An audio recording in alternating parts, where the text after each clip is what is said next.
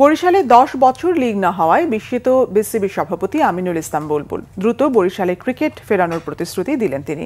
বরিশালবাসীর হয়ে সেখানে আন্তর্জাতিক ম্যাচ ও বিপিএল এর খেলা আয়োজনের দাবি জানান শাহরিয়ার নাফিস।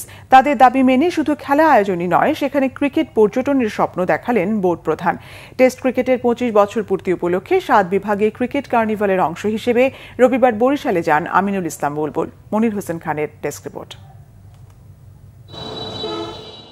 বিভাগে বিভাগে ঘুরছেন বিসিবি সভাপতি, সব জায়গাতেই দিচ্ছেন ক্রিকেট বিকেন্দ্রীকরণের প্রতিশ্রুতি। বরিশালেও পেলেন উষ্ণ সংবর্ধনা।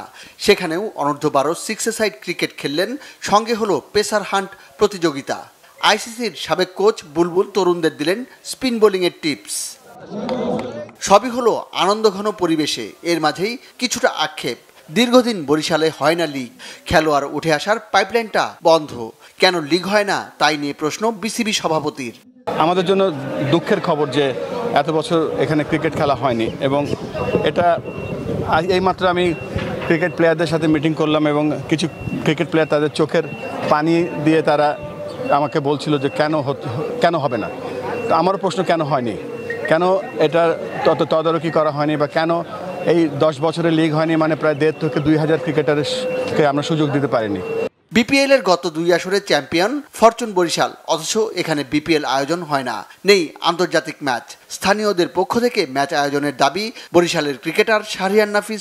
বাংলাদেশ ক্রিকেট বোর্ডের প্রতি দাবি, বাংলাদেশ গভর্নমেন্টের জাতীয় ক্রীড়া এনএসসির প্রতি যেই দাবি, এই স্টেডিয়ামে যে কাজটা হচ্ছে এটা যাতে দ্রুততম সময়ে শেষ করা যায়, কারণ এই স্টেডিয়ামটা ঘিরে এই দক্ষিণাঞ্চলের মানুষের একটা আনন্দ উল্লাস। ভাইয়া, আমরা সবাই বরিশালের মানুষ, আমরা বরিশালে খেলা দেখতে চাই, সো আমাদের মাঠটা তাড়াতাড়ি করিয়ে দেন। শুধু বিপিএল বা আন্তর্জাতিক ম্যাচ আয়োজনই নয়, বরিশালকে ক্রিকেট পর্যটনের কেন্দ্র হিসেবে দেখতে চান বুলবুল।